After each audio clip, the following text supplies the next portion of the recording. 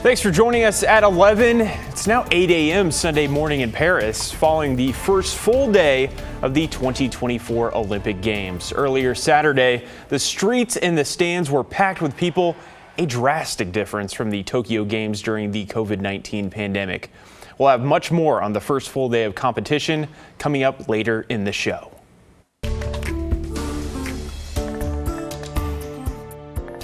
It was just waiting. It was waiting for this to happen, and we just wanted to prevent it. That's all we wanted. 2 people are dead after a 3-car crash on Highway 30 just east of Rainier. Those who work nearby say they tried to bring attention to this dangerous road in the past, but no one has listened. Ashley Grams has been following this story. And Ashley, what did you hear from people that work there in the area?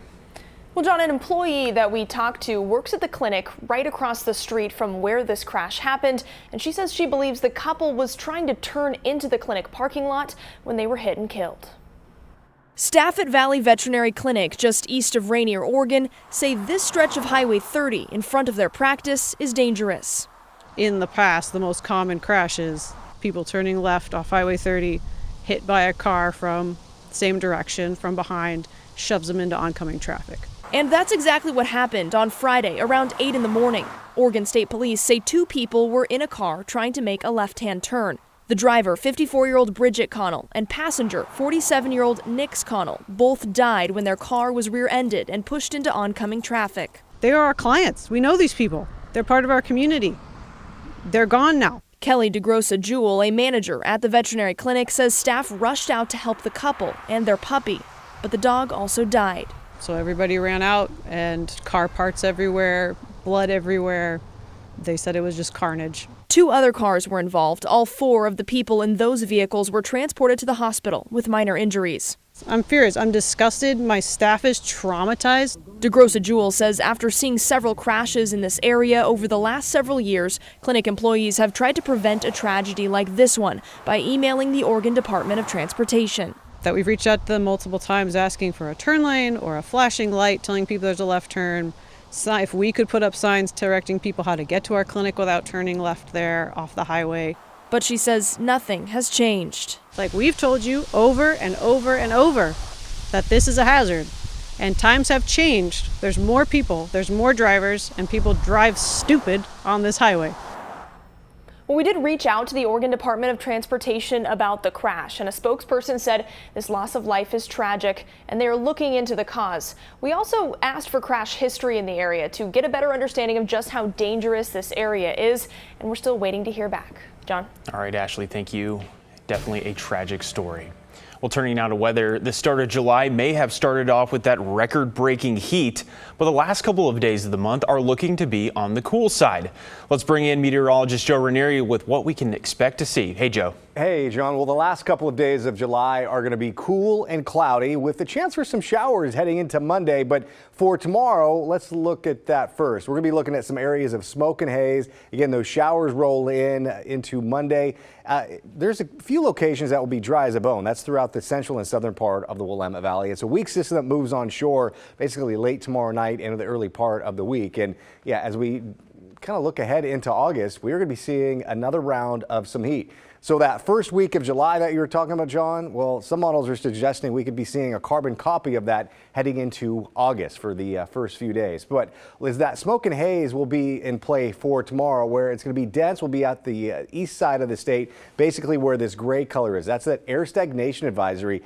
If you can avoid spending any time outside throughout Bend and Redmond, wherever you see this gray color, it's your best advice. But again, the air stagnation advisory will be in effect over the next couple of days because of just how thick that smoke is. As we look at the air quality right now, the green dots are the good, obviously. That's throughout the west side of the state. But the more east you go into even parts of the Columbia River Gorge, it gets down the moderate category.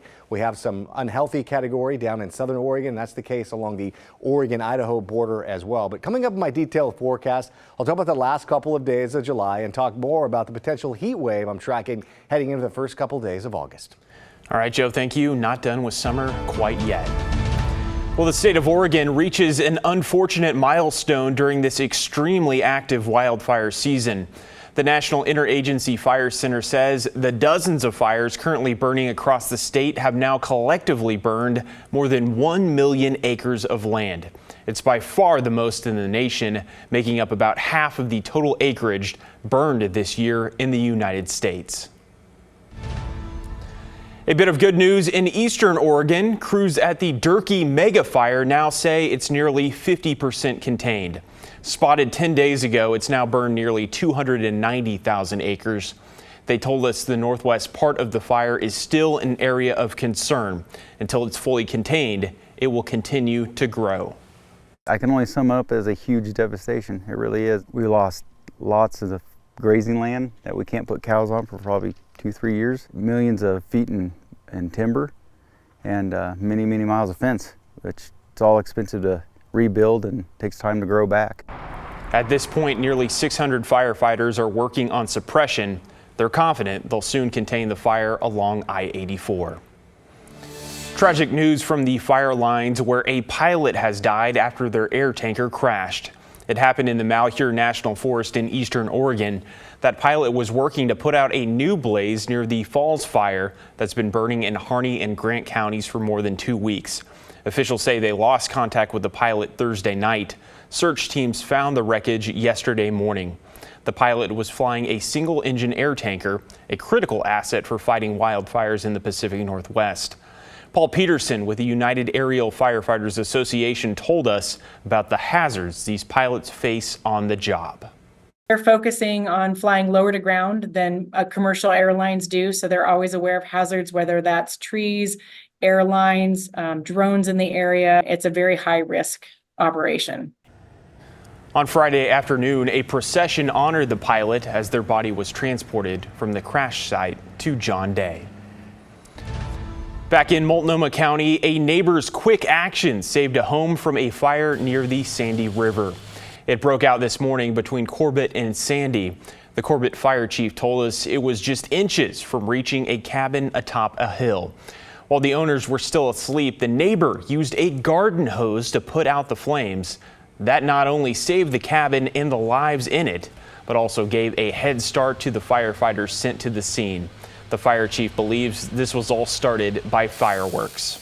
There's no electrical lines in the area. We haven't had any lightning. There's no way human beings could readily get there.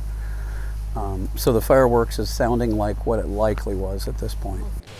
The fire spread about 15 acres and was contained within an hour and a half of Corbett Fire District arriving. Crime Stoppers are now offering a reward to anyone with information that leads to the arrest of Josh Kelvin's killer. Kelvin was shot and killed on June 4th in southeast Portland while working as an Uber driver. He was driving a 17-year-old passenger at the time who was also shot but survived. Kelvin leaves behind 3 children and his wife of 18 years. Here's what his wife Kelly said when we spoke to her in June. He didn't need to die the way he died. It's senseless. There's no words to describe it. If you have information about Josh Kelvin's murder, you can share it anonymously. To learn how to submit a tip, visit this article on our website, kgw.com. The reward is up to $2,500. Well, taking a live look now at the Interstate Bridge, where there's still some traffic going on right now, but the northbound span is scheduled to close for the rest of the night sometime soon. This is so crews can make repairs to things like drawbridge signal lights, signs, and the bridge deck. It's set to reopen by 7 tomorrow morning. Expect to see more law enforcement across the Portland Metro through this weekend. PPB has partnered with Oregon State Police and other agencies to conduct a DUII mission through Sunday night. They say it's because of all the events going on in the Rose City. Definitely some busy times, fairs, concerts, all sorts of travel. And so our job is to be out here and support the community. OSP tells us law enforcement across the bridge into Clark County are also taking part. Family and friends gathered at a Portland park today to honor and remember former University of Oregon tennis star Alex Ravello. He died in May of 2013 after leaping off a cliff over the McKenzie River. 10 years ago to this day, the city of Portland dedicated the tennis courts at Berkeley Park in his name. And with the help of more than 1,000 people, they spent the following year refurbishing the courts that meant so much to Alex's family. Alex learned to play here when he was 3 years old, played all the way on these courts till he was in college. Coming here and seeing tennis being so enjoyed keeps us happy. Today's event, in part a thank you to the community, featured live music and other community activities.